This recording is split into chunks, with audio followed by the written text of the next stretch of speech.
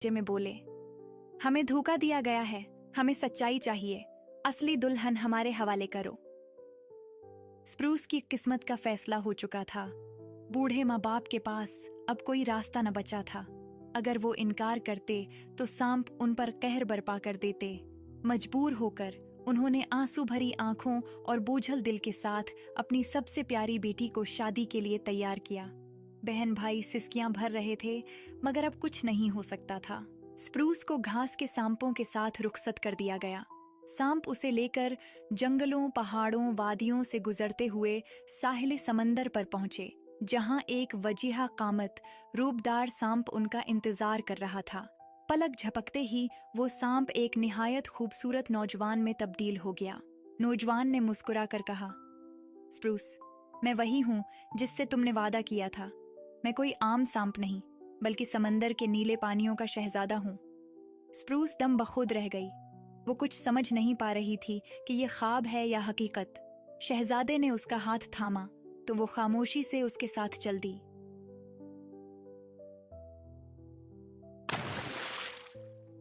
वो दोनों समंदर की गहराइयों में उतर गए।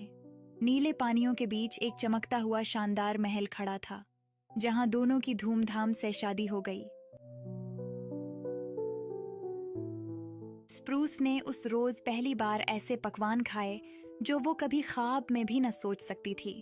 फिर शहजादे ने उसका हाथ थामा और दोनों ने रक्स किया। वो महल की हैरत अंगेज खूबसूरती में खो गई। शहजादा उसका बेहद ख्याल रखता था और दिन रात उसे खुशियों में रखता था। वक्त गुजरता गया, दिन महीनों में बदले और महीने सालों में। स्प्रूस इतनी खुश और मुतमईन हो गई कि रफ्ता रफ्ता उसे अपना पुराना घर और अपने माँ बाप, बहन भाई सब भूल गए।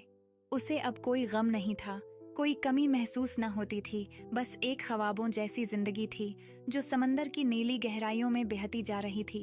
स्प्रूस की जिंदगी में एक दिन ऐसा आया जब अचानक उसे अपने वालिदैन और बहन भाई याद आ गए। एक बेकरारी उसके दिल में जागी और उसे ये जानने की शदीद ख्वाहिश हुई कि आया वो सब जिंदा भी हैं या नहीं। वो कई दिन तक खामोश रही, मगर आखिरकार उसने अपने शौहर से अपने दिल की बात कह दी। पहले तो घास के सांप ने सुनने से भी इनकार कर दिया, मगर जब स्प्रूस ने बार बार इल्तिजा की